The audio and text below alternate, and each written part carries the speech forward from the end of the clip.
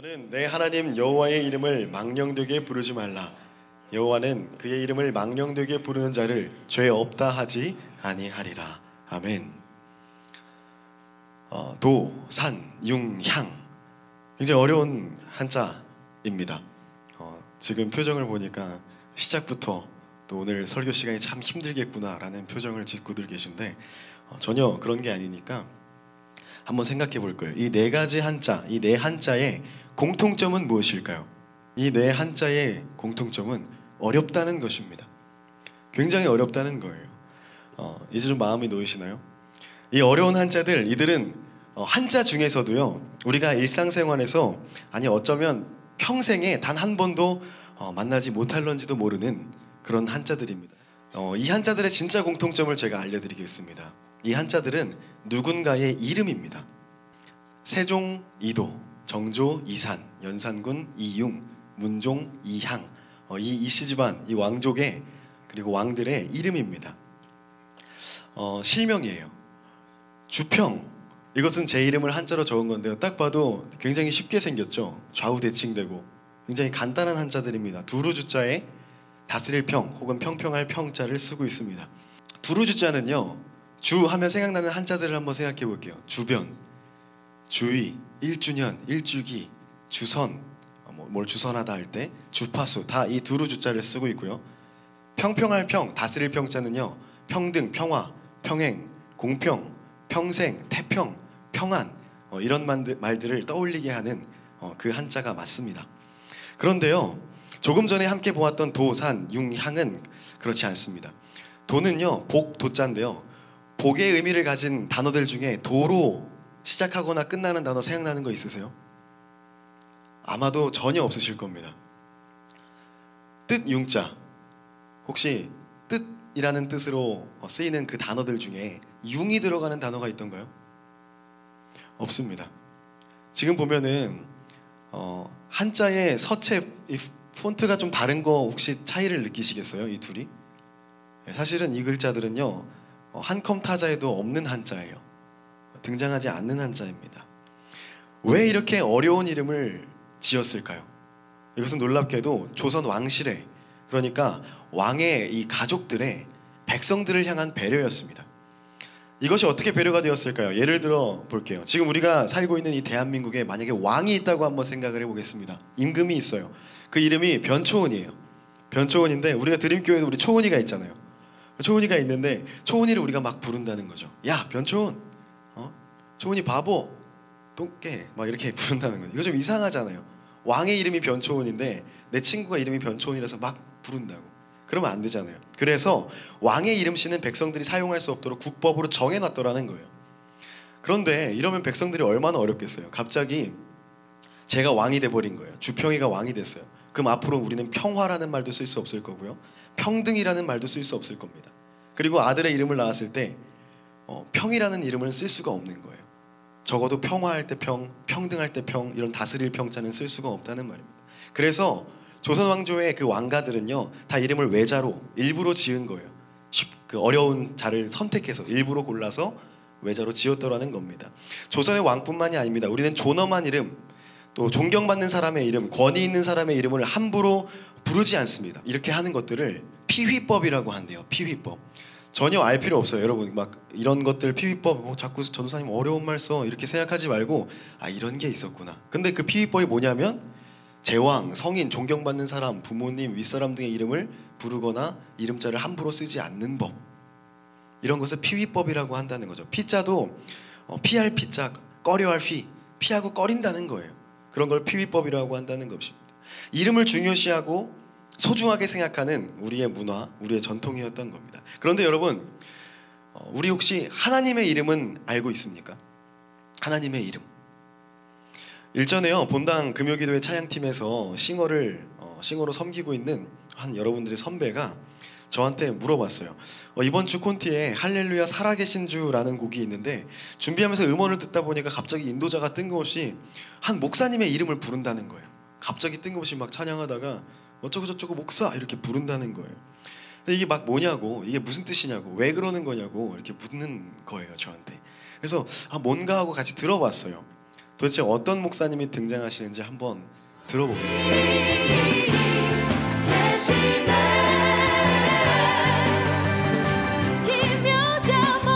이분이 등장했어요. 김효자 목사님이 등장을 하신 거예요. 전사님 웃으시는데 거기 리더셨잖아요. 네, 누군지 아세요?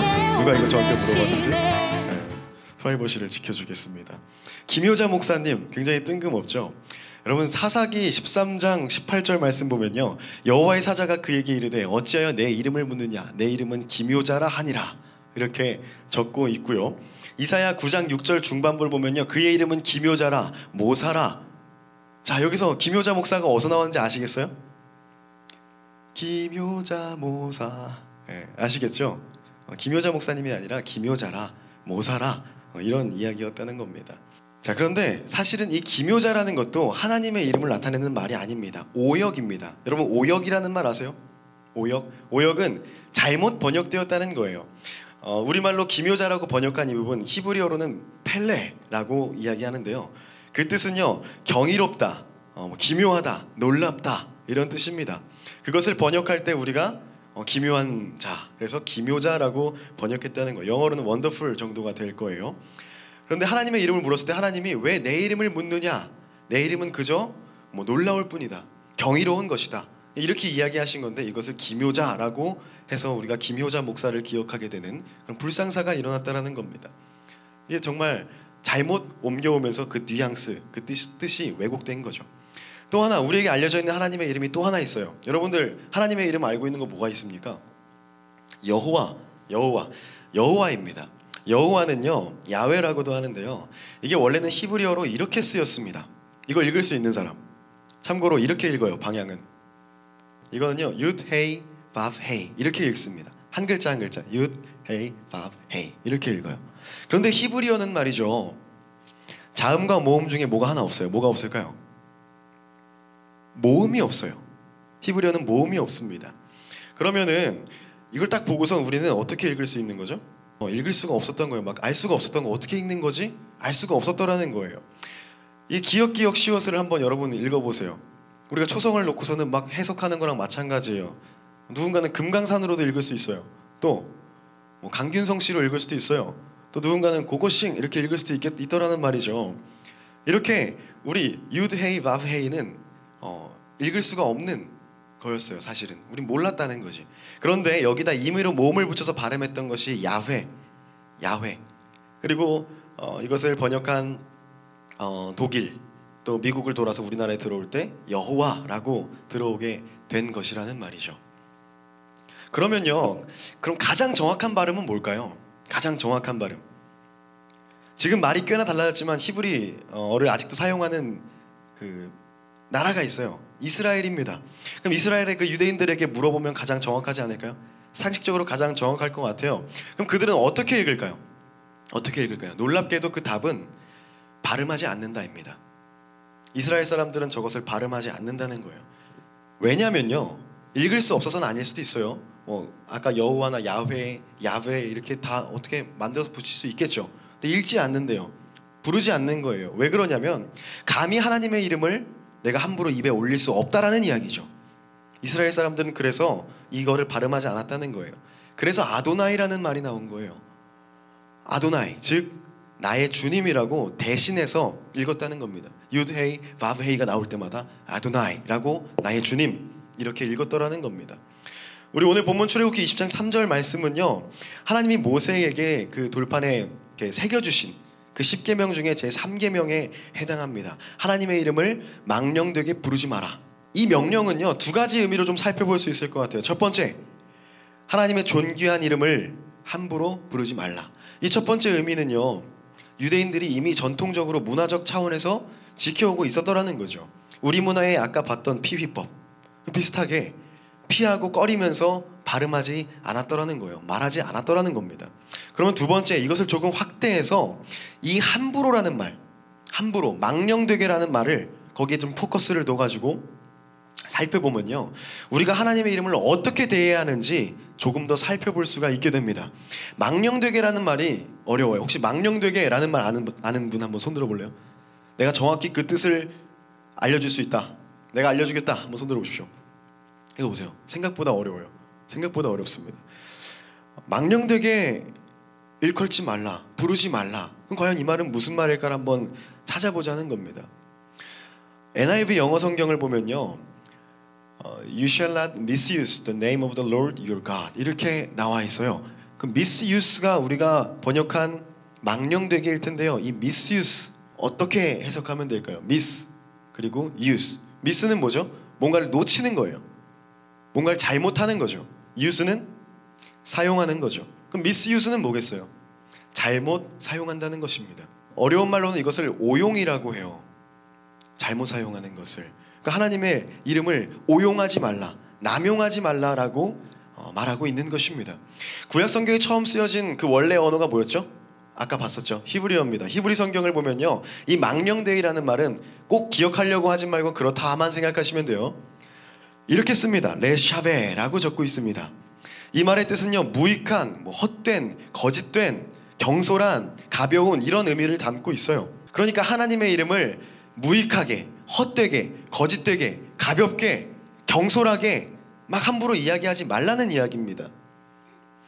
여러분, 이름이라는 것은요 굉장히 중요해요. 여러분, 게임에도 아이디라는 것이 있죠. 닉네임이라는 것이 있단 말이에요. 최근에 유행했던 오버워치 해본 사람? 오버워치 해봤어요? 저는 오버워치는 해본 적이 없는데 전에 커뮤니티에서 이런 걸 봤어요. 어떤 사람의 아이디, 그러니까 오버워치에서는요, 누가 누구를 이렇게 제압을 하면 이렇게 누가 처치됐다고 이렇게 나오나 봐요. 그래서 어떤 분의 아이디가 뭐였냐면 교회는 영어로 였던 거예요. 그럼 어떻게 돼? 처치당하면 교회는 영어로 처치 이렇게 딱 뜨는 거지. 기발하지 않습니까? 기발해요. 재밌었어요. 저는 초등학교 때 퀴즈 플러스라는 게임을 했습니다. 혹시 아세요? 이거? 너무 아재인가 내가? 퀴즈 나중에 큐플레이라는 것으로 이름 바꿨어요. 그 너네가 좋아하는 넥슨의 게임이야. 옛날에 IQ를 올리고요, 문제를 풀면서 IQ도 올리고 레벨도 쌓고 이러는 게임이었습니다. 꽤 열심히 했어요. 잘했어요. OX 퀴즈도 있고 가로 세로도 있고 너무 좋아했습니다. 그런데 이 게임을 처음 설치하고 시작하는데 제가 며칠이 걸렸는 줄 아세요? 그 당시 초등학교 때 이틀이 걸렸어요. 이틀이 딱 걸렸어요. 설치가 오래 걸려서였을까요? 아니에요. 그 당시에는 제 어머니께서 컴퓨터를 토요일에 1시간, 주일에 1시간 이렇게 한 주에 주말에 딱 2시간만 할 수 있게 해주셨어요. 그래서 토요일에 앉아서 엄마 저 지금부터 시작해요 이렇게 말하고 게임을 시작하는 거예요. 설치를 했습니다. 그런데 설치는 진짜 금방 됐어요. 그래서 시작을 못해. 왜 그랬을까요? 에? 지금 방금 설치 다 했다고 했잖아. 설치는 다 했어. 이미 끝났어. 회원가입은 했어. 들어왔어. 근데 닉네임을 만드는 게 너무 어려운 거예요. 왜 어려운 줄 아세요? 막 만들 수가 없거든. 내 정체성이거든. 막 생각을 하면서 여러 가지 생각하면서 좋아 이걸 해볼까 딱 썼어요. 그럼 뭐라고 떠요? 중복. 너무 어려운 거예요. 그렇게 1시간이 진짜 흘러버렸어요. 게임이 끝난 거예요. 어머니가 컴퓨터 꺼라. 네? 다 했는데? 아직 못했는데 아무것도 못했는데? 껐어요. 그럼 끄면서 제가 어떤 생각을 했냐면 그래 내일은 그냥 대충 만들어가지고 게임을 시작할 거야 이 생각을 한 거예요. 다음 날이 왔어요. 이제 주일날 저녁에 컴퓨터에 엄마 나 지금 시작해요 이렇게 얘기하고 게임을 켜서 들어가려고 딱 하는데 차마 아이들을 함부로 못 만들겠는 거예요. 대충 만들지 못하겠는 거예요. 막 생각을 하게 되더라는 거예요. 왜냐하면 이름은 그 캐릭터는 내 정체성이거든요. 나 이미지거든. 나를 대표하는 것이거든요. 뭐라 그러죠? 거기 안에서는 가상현실 세계에서는 나를 대표하는 거거든. 그 이름이. 대충 못 만들겠는 거예요. 또 시간이 흘러요. 그래서 나온 아이디가 결국 마지막 이제 2시간째 거의 나와서 그래 아무거나 하자면서 만든 아이디가 21세기 곧 미남이었어요. 어떤 의미였냐면 꽃미남은 아니라서 나 같은 사람이 미남 소리를 듣는 날이 곧 올 거다. 그게 한 21세기쯤 올 거다. 해서 21세기 꽃미남이라고 만들고 그 다음 주를 기약하고 게임을 했다는 그런 이야기가 있어요. 저 같은 경험 해보신 분 있으십니까? 전 이제 아이디를 만들 때 전혀 고민하지 않습니다. 무조건 김주평 실명으로 만들어요. 그 고민을 최소화하기 위해서. 중복될 때도 별로 없고요. 제 정체성을 가장 잘 드러내줍니다. 그리고 가장 좋은 건요, 제 이름으로 활동하니까 제가 부끄러운 행동을 하지 않아요. 뭐 욕을 한다거나 뭐 사기를 친다거나 그러지 않게 되더라는 거예요. 그 이후로는 바람의 나라도 김주평, 리니지도 김주평, 카트라이더도 김주평, 롤도 김주평, 유튜브 채널도 그래서 그냥 김주평 이렇게 하고 있어요. 이처럼 우리는 이름을 지을 때 신중해집니다. 한국에요 특이한 이름을 좀 찾아보니까요 이런 이름이 있더라고요. 박하늘 별님 구름 햇님보다 사랑스러워 우리. 네, 박, 하늘, 별님, 구름, 햇님보다 사랑스러우리. 이런 이름이 있어요. 자, 몇 글자인지 빨리 세보세요. 시작. 몇 글자입니까? 17자. 17자. 줄여서 박하울이라고 부른대요. 이 긴 이름은요, 이 딸의 출생을 기뻐한 아빠와 엄마의 작품이었는데요. 부산에 있던 아빠가 서울에서 딸이 태어났다는 소식을 듣고 열차를 타고 막 올라가는 거예요. 올라가다가 별도 보이고 막 다 보이는데 너무 아름다운 거야. 근데 생각을 한 거지. 아, 내 딸은 더 아름답겠지? 그리고 그렇게 아름답게 자랐으면 좋겠다라는 마음을 담아서 박하늘 별님 구름 햇님보다 사랑스러우리를 지었다고 해요. 이게 유명해져가지고 인터뷰를 한 거야, 이 친구랑. 인터뷰는 더 놀라운 사실이 밝혀져요. 그 언니의 이름이 더 길다는 사실이었어요. 그 언니의 이름은요, 독실한 크리스찬이셨던 그 부모님께서 이름을 지으셨는데 이런 이름, 박하나님의 자녀 예쁘고 진실되고 이해심 많게 자라라. 이게 이름이래요. 놀랍지 않습니까? 몇 자입니까 이건? 22자인 것 같은데 맞나요? 네, 22자가 맞는 것 같아요. 근데 주민등록에는요, 앞 두 글자 예쁜과 진실을 합하여서 박하예진이라고 이름을 올렸대요. 그래서 그 뒷친구는, 아까 그 동생은 다 올렸으니까 이 친구는 발견되고 이 친구가 발견되지 않았던 거예요. 동생이 먼저 이슈가 된 거죠. 여기서 알 수 있는 것, 이름에는요, 그렇게 되길 바라는 소망, 염원이 담겨 있다는 것입니다. 이름에는 짓고 부르는 이가 그 대상에 바라는 것, 원하는 것을 투영하더라는 겁니다. 아, 여러분 투영이란 말 아세요? 투영 알아요? 네. 거기에 담더라는 거예요. 그 이름에다가. 여러분의 이름도 아마 그렇게 지어졌을 거예요. 초원아, 너 초원이 이름 뜻 뭐니? 다시 크게 한번 말해줄래? 초처럼 은은하게. 아, 좋아. 찬욱이 너 이름 뭐야? 아, 이름 뭐야가 아니라 이름 뜻이 뭐야? 빛날 차네. 빛나고 빛나는 거야? 대단하다. 그렇게 되라고 이제 지어주신 거라고. 그렇게 되기를 축복한다. 주희야, 너 나랑 이름 비슷하잖아. 김주희. 무슨 주에 무슨 있잖니?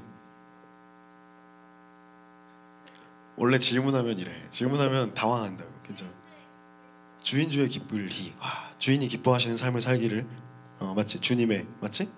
그런 의미겠다. 너무 아름다운 뜻인 것 같아. 그래요. 제 이름은요, 아까 주평이라고 했잖아요. 두루 평등하게 다스리라는 이런 뜻이었어요. 이거 왕대라고 지었을까요, 아버지께서? 그건 아니고 법관이 되길 바라셨대요. 판사가 되라고 지으신 이름이었어요. 그래서 저 어릴 때 꿈은 한동안 판사였어요. 진짜로. 판검사가 꿈이었습니다. 저를 향한 아버지의 기대와 소망이 담겨있는 이름이 주평이었던 거예요. 그런데 어릴 적 어머니와 그 친하셨던 그 권사님 집사님들은 제 이름을 보면 항상 이렇게 말씀하셨대요. 주 안의 평강, 주 안의 평화. 이 이름대로 되거든요. 부르는 대로 되는 거야. 전 아마도 판사보다는 아마 목사가 될 확률이 좀 높은 것 같아요. 아마 그렇게 되지 않을까라는 고민은 아니고 그런 기대가 있습니다. 이처럼 이름의 그 힘은요, 굉장합니다. 이름을 짓고 부른다는 것은 이 이름을 짓는 사람 그리고 부르는 사람이 이 사람에 대해서 어떤 통제력을 가져요. 힘을 가져요. 그 사람의 이름을 부를 때 그 사람을 좌지우지할 수 있는 어떠한 힘이 생기더라는 거예요. 그의 행동을, 그의 마음을, 그 정체성을 제한하고 그리고 결정하게끔 돕는 역할을 하더라는 겁니다. 그것이 이름이라는 거예요. 김춘수 시인의 꽃이라는 시인이 있어요. 시가 있어요. 우리에게 잘 알려진 널리 사랑받는 시입니다. 김춘수 시인의 그 꽃, 이런 시거든요. 제가 한번 읽어드리겠습니다. 내가 그의 이름을 불러주기 전에는 그는 다만 하나의 몸짓에 지나지 않았다. 내가 그의 이름을 불러주었을 때 그는 나에게로 와서 꽃이 되었다. 앞부분입니다. 이름을 짓기 전에는요, 꽃이 아니었어요. 그런데 이름을 짓고 부르니까 비로소 꽃이 되었다고 이야기하고 있어요. 이름을 부르니까 그는 나에게로 와서 꽃이 되었다. 이렇게 강력하더라는 겁니다. 그의 존재를 만듭니다. 의미를 부여합니다. 정체성을 부여합니다. 이런 것이 이름이에요. 옛날에는요, 신의 이름을 소유한 자들, 신의 이름을 가진 집단, 신의 이름을 가진 국가는요, 신을 컨트롤하고 어떤 협상을 하고 통제하고 이렇게 할 수 있다고 믿었대요. 의미를 부여할 수 있으니까요. 이름을 지어 부른다는 것은 그 대상을 다스리는 걸 의미했다고 합니다. 맞는 말인 것 같아요. 내가 그의 이름을 불러주었을 때 그는 나에게로 와서 꽃이 되었다. 정체성을 부여해 준 거거든요. 그래서 그리스 로마 신화나 이집트 신화를 보면요, 하나같이 신들의 역할이 있고 그에 걸맞는 이름들이 있어요. 왜? 사람들이 바라는 대로 상상한 대로 그 신들의 이름을 지었으니까요. 제우스, 하데스, 포세이돈, 레, 세트 이런 신들이 있더라는 거예요. 그런데 생각해 볼까요? 하나님의 이름은 어떻습니까? 하나님의 이름을 우리가 지었다면요, 하나님의 이름을 우리가 마음대로 불렀다면요, 어떻게 되는 걸까요? 그러면 내가 원하는 대로 나의 열망을 이뤄줘야 하는, 내 소망과 염원을 실현시켜줘야 되는 하나님, 그러면 하나님께서 나의 주인이 되십니까? 아니면 내가 하나님의 주인이 되는 겁니까? 우리 한번 생각해 볼 필요가 있더라는 겁니다. 그것을 알 수가 없는 지경에 이르러 버린다는 거예요. 그래서 하나님은 하나님의 이름을 우리에게 주시지 않은 것 아닐까요? 그래서 우리에게 그 이름을 함부로 경솔하게 가볍게 부르지 말라고 명령하신 것 아닐까요? 저는 그렇게 해석합니다. 십계명의 3계명을 알면서도요, 우리는 밥 먹듯이 하나님의 이름을 망령되이 사용합니다. 남용합니다. 오용합니다. 악용합니다. 도용합니다. 여러분 그렇지 않으세요? 우리 무의식 중에 그러고 있더라니까요. 저도 마찬가지예요, 여러분. 우리의 이익을 위해서 그 이름을 마구 불러 제끼는 것 같아요. 그렇지 않습니까? 과거 십자군 전쟁 때는요, 하나님의 명령이라면서 다른 지역에 막 쳐들어와가지고 사람들 죽이고 그들의 것을 빼앗았어요. 또 히틀러는요, 독일의 나치 그 군복에다가 하나님이 우리와 함께 하신다, 가리너스, 이런 뜻을 하는 독일어가 Gott mit uns거든요. 이거 붙이고서 다니면서 하나님을 전쟁의 명분으로 삼고 자신들의 학살을 정당화했습니다. 하나님의 이름을 마구 가져다 썼다라는 거예요. 하나님의 이름을 망령되게 쓰고 있더라는 거죠. 이것이 도용이고요, 오용이고요, 남용이고 악용입니다. 먼 나라 이야기, 딴 세상 이야기, 과거의 이야기일까요? 그러면 지금 저와 여러분들의 모습은 어떻습니까? 우리는 과연 어떻게 하나님의 이름을 부르고 있냐 이 말이지. 혹시 어디선가 내 마음대로, 내 생각대로 어떤 것을, 의견들을 끌고 가기 위해서 하나님의 이름을 사용하고 있지는 않습니까? 지키지도 못할 약속에 하나님 걸고 맹세하고 있지는 않냐 말입니다. 하나님의 이름 놓고 시험하고 있지 않아요? 하나님, 제가 이렇게 하면 하나님 이렇게 해주세요, 이런 거 딜하고 있지 않습니까? 거래하고 있지 않습니까? 하나님의 이름을 가지고요. 하나님의 이름을 망령되게 쓴다는 것, 그것은 우리의 모습에서 쉽게 찾아볼 수 있어요. 정말로요. 첫 번째, 진심 없이 입으로만 하나님을 부르짖는 거예요. 마태복음 7장 21절 말씀에요, 이 말씀을 볼 적에 나더러 주여 주여 하는 자마다 다 천국에 들어갈 것이 아니요 다만 하늘에 계신 내 아버지의 뜻대로 행하는 자라야 들어가리라, 이렇게 말씀하고 계세요. 믿음 없이, 아무 마음 없이 하나님을 입에 올리고요, 하나님 이야기하고 있지는 않습니까? 갖다 붙이고 있지는 않습니까? 별 생각 없이 말이죠. 이건 거짓말입니다.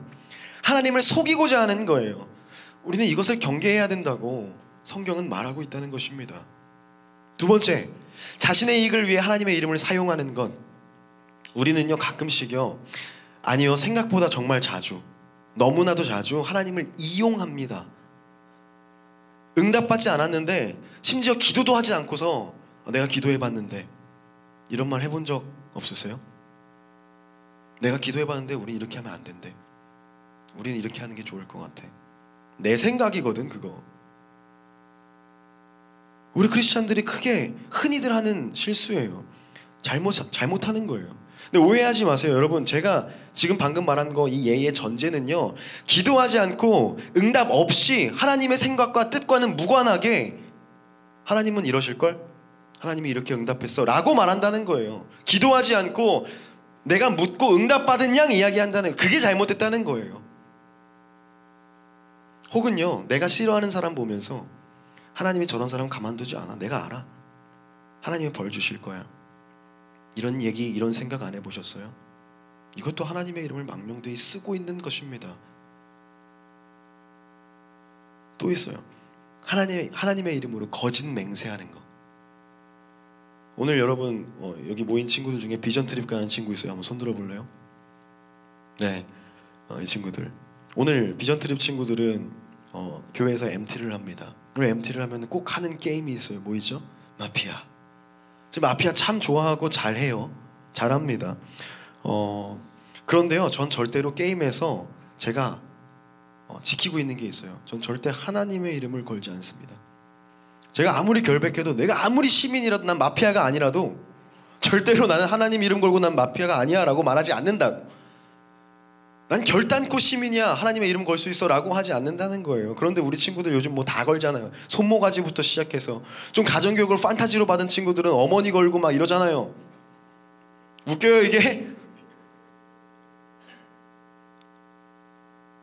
심지어 하나님까지 걸어요. 그러면 안 돼요 여러분. 마피아 게임이야 뭐 애교죠. 자신의 부정함과 신실치 못함을 변명하기 위해서 하나님의 이름을 들어서 거짓 맹세하는 거 우리 많이 하잖아요. 일상에서, 우리 생활에서 하나님 걸고 뭘 한단 말이야. 하나님은 이것을 절대 용서하지 않으신다고 말씀하시고 계십니다. 너희는 내 이름으로 거짓 맹세함으로 내 하나님의 이름을 욕되게 하지 말라. 나는 여호와이니라. 이렇게 말씀하고 계시단 말이에요. 오늘 말씀에서도 마찬가지예요. 오늘 본문에서도 나는 나의 이름을 망령되이 일컫는 자들을, 부르는 자들을 죄 없다 하지 아니하리라, 이렇게 이야기하고 있단 말입니다. 우리 한번 돌아보자고요. 한 가지 더, 마지막인데요, 이거 핵심이에요. 제일 중요한 건데, 시험 기간에만, 시험 보는 당일에만 하나님 이번 시험 잘 보게 해주시면 어쩌고 저쩌고, 제가 찬양팀도 하고 안내팀도 하고, 여자친구랑 남자친구랑 헤어질 것 같을 때만 하나님 우리의 사랑을 지켜주시옵소서. 평소엔 기도도 안 하던 양반들이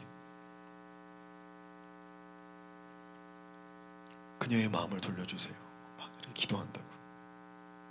해본 사람.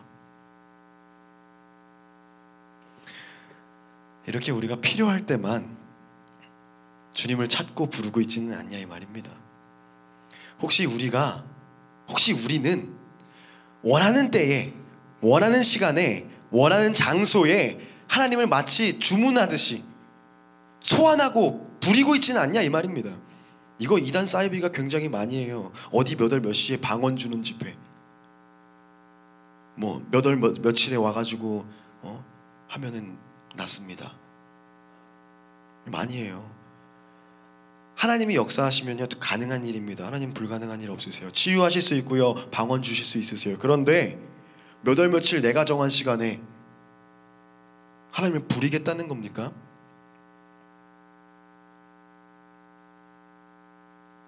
그런데 우리의 모습도 그렇더라는 거예요. 우리가 필요할 때만 필요한 장소에 기도하면서 갑자기 막 하나님 지금 한 번만. 여러분 그래 본 적 없어요? 혹시 그러고 있지는 않습니까? 여러분 하나님을 찾지 말라는 이야기로 오해하시면 안 돼요. 평소에도 하나님과 함께 하자는 이야기예요. 하나님을 내 마음대로 내 뜻대로 좌지우지하는 것이 아니라 하나님이 함께 하셔서 하나님과 동행해서 하나님의 뜻을 알기 위해서 늘 기도하고, 내 안에 하나님이 거하시고 주님 안에 우리가 거하는 그런 우리가 돼야 된다는 거거든요. 오늘 우리는 말씀을 통해서 이름의 중요성에 대해서 이야기했어요. 하나님의 이름을 망령되이 부르지 말라는 것이 어떤 의미인지 헤아려 보는 시간을 가졌습니다. 우리를 돌아보는 시간 가졌어요. 말씀의 핵심은 이렇습니다. 하나님의 이름을 오용, 남용, 도용, 악용하지 말자. 헛되이 가볍게 나의 욕망을 위해서 사용하지 말자. 그러함으로써 하나님을 내 맘대로 내 뜻대로 움직이게 하려 하는 것이 아니고요, 하나님의 뜻 가운데 우리가 하나님과 동행하면서 하나님의 뜻을 구하면서 그렇게 나아가자는 겁니다. 우리 안에 하나님이 거하시고 하나님 안에 우리가 거하고, 그런 우리가 되어야 된다는 이야기예요. 모든 우리 드림교회 가족들, 오늘 예배 나오신 모든 분들, 그러한 삶을 주님과 함께 그 동행하는 삶을 영위 누리시기를 축복을 드립니다.